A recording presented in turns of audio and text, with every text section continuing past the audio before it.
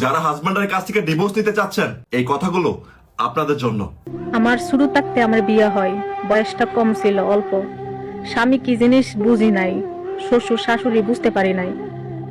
এখন যে বুঝটা বুঝি, যদি আগে বুঝটা বুঝতাম, জামাই যদি সিরা লেবুর রস লাগাইতো, তারপরে ডিভোর্সের নামটা, তালাকের নামটা মোহ লইতাম না। ফুল ফুটে বাগানে, প্রেম হয় গোপনে, প্রথম প্রেম ভেঙে গেলে সুখ হনার জীবনে। আপনারা যাই যে করেন না কেন, যত জগরাজারি হোক না কেন, স্বামী বউর ভিতরে প্রয়োজনে 1 মাস 2 মাস আলাদা থাকবেন, তারপরে তালাকের নামটা, ডিভোর্সের নামটা মোহ লইবেন না। একটা মেয়ে যখন ডিভোর্স হয়ে যা, জিন্দা লাশ হয়ে বাইসা তাই, ও বাইসা তাহার থেকে মরে যাওয়া অনেক ভালো।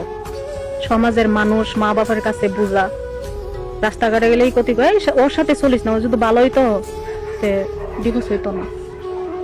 যেই বাঁচেন যেই মরেন, তালাকের নাম কোনো দিন মোহ লইয়েন না, কোনো দিনও সুখ হয় না। দ্বিতীয় বিয়ে যদি সুখ হয়, আবার ঠিক আগের মতো কষ্ট।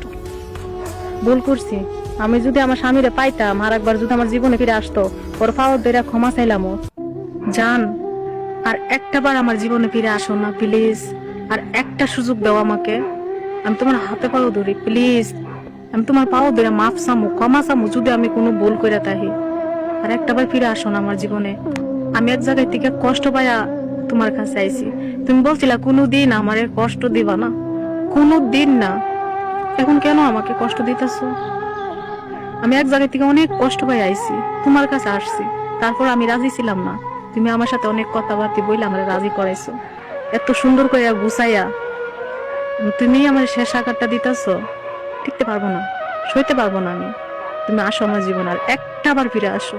আমি তোমার অনুমতি দিব, তুমি বিয়ে করো, তারপরে তোমার রুমের এক কোনায় আমার ফালাই রেখো, সমস্যা নাই।